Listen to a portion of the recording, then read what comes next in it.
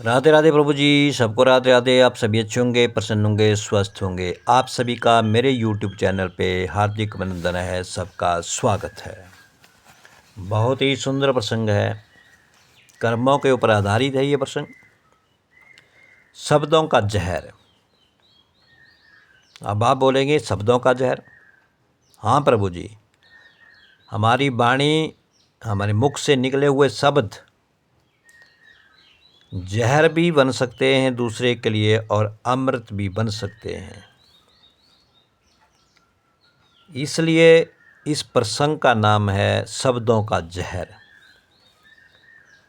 आपने महाभारत के प्रसंग सुने होंगे, कथा सुनी होगी। यह युद्ध 18 दिन तक चला, और 18 दिन के युद्ध के बाद द्रौपदी की उम्र को 80 वर्ष जैसा बना दिया था इस 18 दिन के युद्ध ने। उसका शारीरिक रूप से भी, मानसिक रूप से भी वो ऐसे लगती थी द्रौपदी कि 80 वर्ष की हो गई है।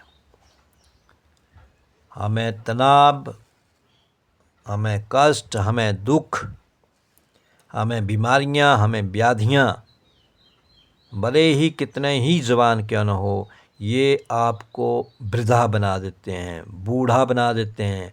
भले ही आप 25 वर्ष के हो, 30 के हो, लेकिन बीमारी, व्याधि, रोग, दोष हमें ऐसे बना देते हैं जैसे हम 30 वर्ष से बढ़ कर के ना जाने 60-65 वर्ष के हो गए हैं। शरीर हमारा ऐसा हो जाता है, और वही हाल हुआ द्रौपदी का। इन 18 दिन के युद्ध के बाद द्रौपदी की उम्र देखने को ऐसी लग रही है कि वो 80 वर्ष की हो गई है, और उसका शरीर और मानसिक रूप से भी वो 80 वर्ष की ही लग रही है। महाभारत युद्ध के उपरांत नगर में चारों तरफ अगर आपको दिखे तो केवल विधवा ही औरतें दिखें। चारों तरफ विधवा ही विधवा, विधवा ही विधवा, सफ़ेद कपड़ों में, खुले बालों में वो विधवा ही विधवा दिखें। और पुरुष तो कहीं इक्का दुक्का ही दिखें, जो कहीं भूल से बच गए होंगे उस युद्ध में, वही दिखें। और अनाथ बच्चे चारों तरफ से घूम रहे हैं, और घूमते हुए दिखाई दे रहे हैं, और विलाप कर रहे हैं। उन सब की वह महारानी द्रौपदी हस्तिनापुर के महल में निश्चेष्ट बैठी हुई शून्य को ताक रही है। युद्ध के उपरांत वो एक जगह बैठी हुई है और सोच रही है इस युद्ध के बारे में, क्या हो गया, क्यों हो गया, कैसे हो गया। निश्चेष्ट अवस्था में वो बैठी हुई है। लेकिन आप पछताने से कुछ नहीं होगा। किसी की ज़िंदगी वापस नहीं आएगी। सब कुछ मिट चुका है, सब कुछ खो चुका है। वो निश्चेष बैठी हुई द्रौपदी शून्य को ताक रही थी। तभी अचानक श्री कृष्ण का कक्ष में दाखिल होना। श्री कृष्ण जो थे उसके कक्ष में दाखिल होते हैं, प्रवेश करते हैं। द्रौपदी जैसे ही कृष्ण आते हैं, द्रौपदी कृष्ण को देख करके दौड़ पड़ती है और लिपट जाती है कृष्णा के हृदय के साथ। कृष्ण उसके सर को सहलाते हैं, उसे दुलारते हैं, और उसे खूब रोने देते हैं। आज द्रौपदी का मन जरा हल्का हो जाए, रोने देते हैं। रोने से भी हमारा मन हल्का हो जाता है। आज कृष्णा वही करने दे रहे हैं द्रौपदी को, जो कृष्णा के सीने से लिपटी हुई है, और कृष्णा उनके सिर को सहला रहे हैं, और द्रौपदी की आंखों से अश्रुधारा बह जा रही है। कृष्ण ने उसे रोका नहीं।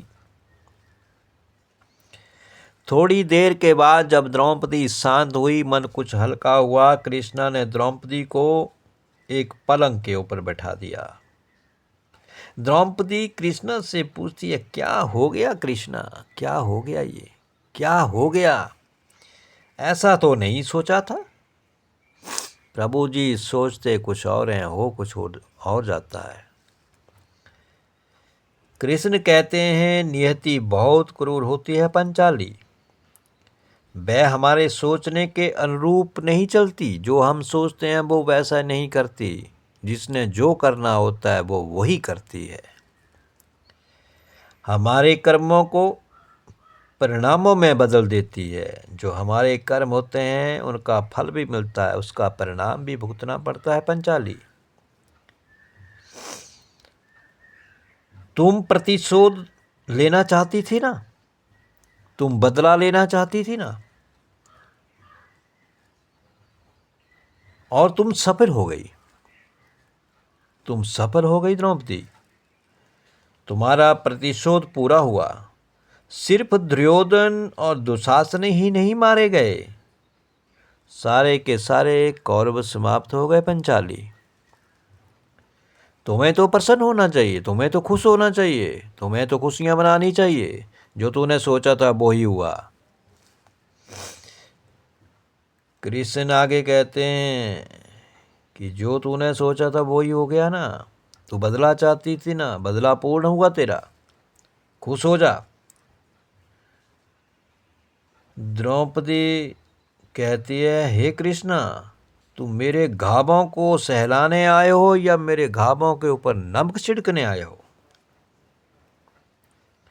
कृष्ण कहते हैं, नहीं द्रौपदी, मैं तो तुम्हें वास्तविकता से अवगत कराने आया हूँ, हकीकत से अवगत कराने के लिए आया हूँ।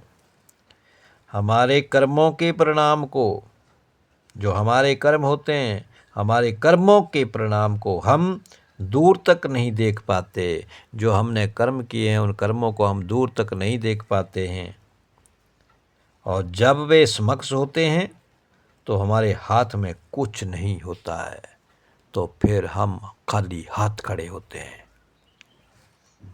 द्रौपदी,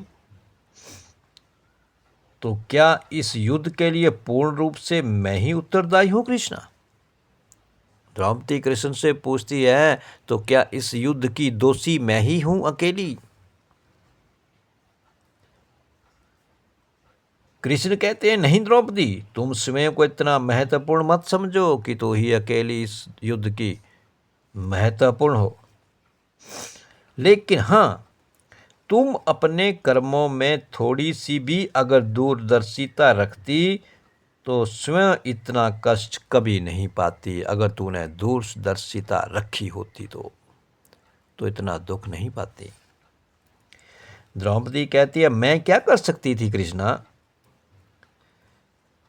कृष्ण कहते हैं, जब तुम्हारा स्वयंवर हुआ था ना, तब अगर तुम कर्ण को अपमानित नहीं करती और उसे प्रतियोगिता में भाग लेने का अवसर दे देती तो शायद आज परिणाम कुछ और होते द्रौपदी।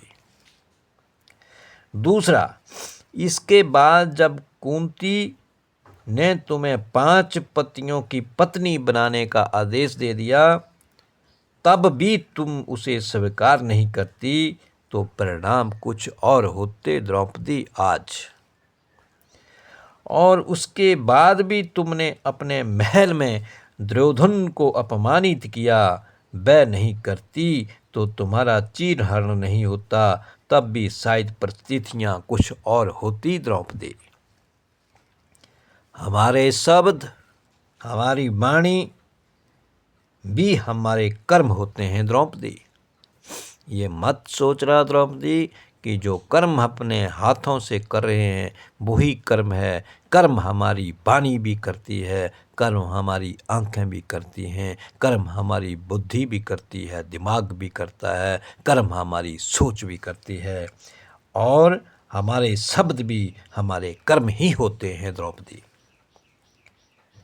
और हमें अपने हर शब्द को बोलने से पहले, मुख खोलने से पहले उसको भीतर ही तोल लेना चाहिए, और तोल करके ही उसको बाहर परोसना चाहिए कि क्या ये शब्द बोलने लायक हैं या नहीं हैं।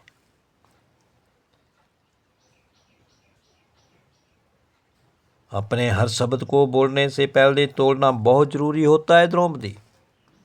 बोलने से पहले सोच लेना चाहिए कि मैं क्या बोल रही हूँ, बोल रहा हूँ, अन्यथा उसके दुष्परिणाम सिर्फ स्वयं को ही नहीं, अपने पूरे परिवेश को दुखी करते हैं और पूरे समाज को तहस नहस कर देते हैं। और जो तू आज महाभारत के भीतर, महाभारत के अंदर ये सब कुछ देख रही हो, अब पछताने से कुछ नहीं है द्रौपदी। संसार में केवल मनुष्य ही एकमात्र ऐसा प्राणी है जिसका जहर उसके दांतों में नहीं होता, उसका जहर जो है वो उसकी वाणी में होता है, उसके शब्दों में होता है।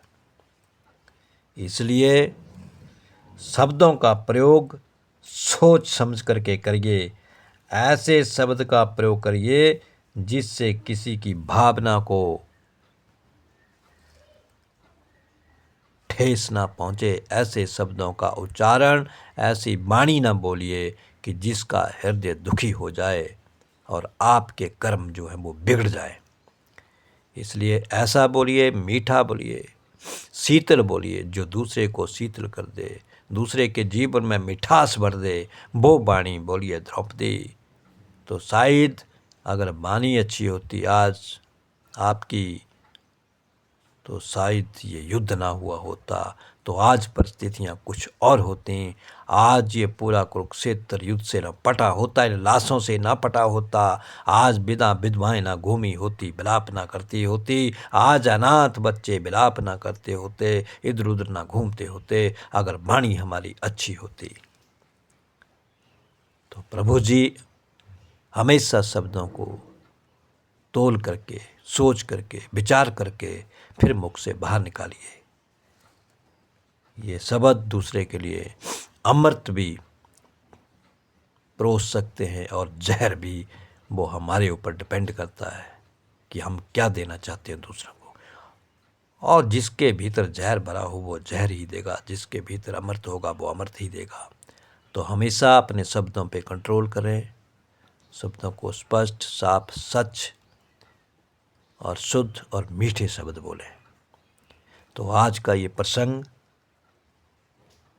शब्दों का जहर, ये कैसा लगा अवश्य लाइक करें और मेरे चैनल को सब्सक्राइब करें। सबको राधे राधे।